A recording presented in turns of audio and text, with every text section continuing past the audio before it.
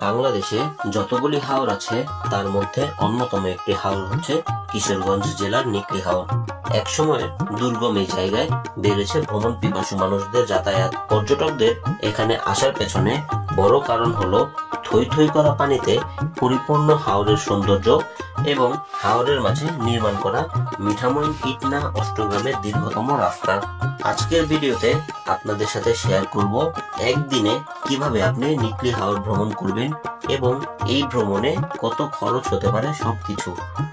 পাশাপাশি দেখানোর চেষ্টা করব হাওরের মন কাড়া অপরূপ সৌন্দর্য।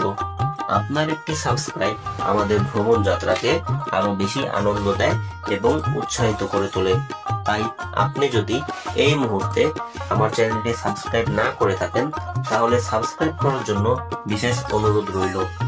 ঢাকার মহাখালী বাস স্ট্যান্ড থেকে অনন্যা, জলসিঁড়ি এবং গুলিস্তান থেকে যাতায়াত তিশা প্লাস বাসে করে নিকলি যেতে পারবেন। ভোর 5টা থেকে সন্ধ্যা 7টা পর্যন্ত নিয়মিত কিশোরগঞ্জগামী এই বাসগুলি চলাচল করে থাকে। একদিনে নিকলি ভ্রমণ করতে চাইলে খুব সকাল সকাল আপনাকে রওনা দিতে হবে। বাস থেকে নামতে হবে কটিয়াদি বাস স্ট্যান্ড। ঢাকা থেকে কিশোরগঞ্জ যাওয়ার বাস ভাড়া নিবে 350 টাকার মতো। কটিয়াদি বাস স্ট্যান্ড থেকে নিকলি যাওয়ার সিএনজি পেয়ে যাবেন। সিএনজি ভাড়া নিবে জনপ্রতি 80 থেকে 100 টাকা। সময় লাগবে 1.5 ঘন্টার মতো। নিকলি থেকে জনপ্রতি 10 টাকা অটো ভাড়া দিয়ে চলে যেতে হবে নিকলি বেড়িবাঁধ ঘাটে। কটিয়াদি থেকে বেড়িবাঁধ পর্যন্ত যেতে যেতে আমরা উপভোগ করতে থাকি গ্রামীণ পরিবেশ এবং সাথে মাটির সোদা গন্ধ। নিকলি থেকে বেড়িবাঁধ পর্যন্ত যেতে যেতে চোখের সামনে ভেসে উঠবে সুবিশাল হাওর। অটো থেকে হাওর দেখতে দেখতেই আমরা চলে আসলাম নিকলি ঘাটে। ঘাট থেকে নৌকা ভাড়া করে পাড়ি দিতে হবে এই সুবিশাল হাওর। এই হাওর পাড়ি দেওয়ার জন্য এই ঘাট থেকে বোট রিজার্ভ করে নিতে হবে। মিঠামইন যাওয়া এবং আসার জন্য বোট রিজার্ভ নিতে খরচ পড়বে 1800 থেকে 2000 টাকা। তবে অবশ্যই এখানে দামাদামি করে বোট রিজার্ভ করা লাগবে। এই বোটে করে 10 থেকে 15 জন অনায়াসে যাতায়াত করা যায়। বোটে করে এই হাওর পাড়ি দিয়ে আমরা যাব মিঠামইন। বিস্তৃত এই জলরাশি পাড়ি দিতে সময় লাগবে প্রায় 2 ঘন্টা। পুরোটা সময় জুড়ে হাওরের মাঝে ভেসে বেড়াবো আমরা।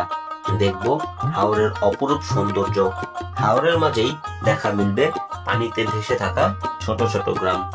স্বচ্ছ পানিতে জেলেরা ব্যস্ত থাকে মাছ ধরার জন্য। বর্ষার মৌসুমে হাওরে বসবাসকারী অধিকাংশ মানুষ মাছ ধরার পেশায় নিয়োজিত থাকে। এই হাওরের প্রকৃত সৌন্দর্য দেখতে হলে আপনাকে বর্ষার সময় হাওর ভ্রমণে আসতে হবে। বছরে 6 মাস পানিতে টইটুম্বুর থাকে এই নিকলি হাওর। জুন মাস থেকে নভেম্বর মাস পর্যন্ত উপযুক্ত সময় নিকলি ভ্রমণের। হাওর সম্পর্কে না জানা থাকলে আপনি ভাবতেই পারবেন না যে এই অথই পানির নিচে রয়েছে সবুজের সমারোহ, শস্য ক্ষেত এবং চলাচলের জন্য রাস্তা। হাওরে সারাক্ষণ জেলেরা ব্যস্ত সময় পার করে মাছ ধরার জন্য। কেউ কেউ ছোট নৌকা, আবার কেউ কেউ বড় নৌকা ব্যবহার করে মাছ ধরতে। হাওরের বুকে ভাসতে ভাসতে এবং হাওরের সৌন্দর্য দেখতে দেখতে আমরা চলে আসি মিঠামইন ঘাটে। নিকলি ঘাট থেকে ছেড়ে আসা সব নৌকাগুলি মিঠামইনের এই ঘাটে এসে ভিড়ে। ঘাটে অনেকগুলি খাবারের হোটেলও আছে। আপনি চাইলে এখান থেকে লাঞ্চ করে নিতে পারবেন। ঘাট থেকেই ইটনা অষ্টগ্রাম যাওয়ার জন্য অটো পাওয়া যায়। হাওরের এই রাস্তায় আপনাকে ঘোরার জন্য অটো রিজার্ভ করতে হবে। এখানেও আপনারা দরদাম করে অটো ঠিক করে নেবেন। মিঠামইন থেকে অষ্টগ্রাম যাওয়া এবং আসার জন্য অটো রিজার্ভ নিতে 5 থেকে 600 টাকা লাগবে। এটা হচ্ছে মিঠামইনের 0 পয়েন্ট।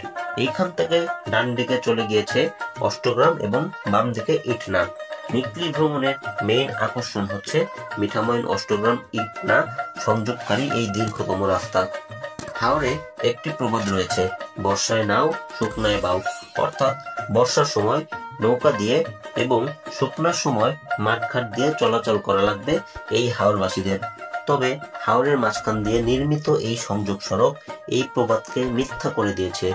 মিঠামইন, ইটনা এবং অষ্টগ্রামবাসী এখন অনায়াসে এই হাওরের মাঝে রাস্তা দিয়ে যাতায়াত করতে পারে। যতদূর চোখ যাচ্ছে আশেপাশে শুধু পানি আর পানি। মনে হচ্ছে এ যেন হাওরের মাঝে ভেসে থাকা রাস্তা। মাঝে মাঝে পানির মাঝে দেখা মিলবে দ্বীপের মতো ভেসে থাকা ছোট ছোট বসতি। এই রাস্তাটিকে অল ওয়েদার সড়ক বলা হয়। হাওরের নৈসর্গিক সৌন্দর্য বেষ্টিত এই সড়কটি ইতিমধ্যেই আকর্ষণীয় পর্যটন কেন্দ্রে পরিণত হয়েছে। বর্ষায় সড়কের দুপাশে অথই জলরাশি, নির্মল বাতাস আর মন করা ঢেউ। শুকনো মৌসুমে মাইলের পর মাইল ফসলি জমি, সবুজ আর সোনালী রং মিলেমিশে একাকার। এখানে উপভোগ করা যায় কখনো কখনো ঝকমকে নীল আকাশ, কখনো কখনো সাদা মেঘের ভেলা। বাইক নিয়েও এখানে আসা যাবে, তবে নিকলি থেকে বাইক বোটে করে পার করা লাগবে। একদিনে ভ্রমণের জন্য কিশোরগঞ্জ আসতে চাইলে বিকেল 5টার মধ্যে অবশ্যই আপনাকে এখান থেকে রওনা দিতে হবে।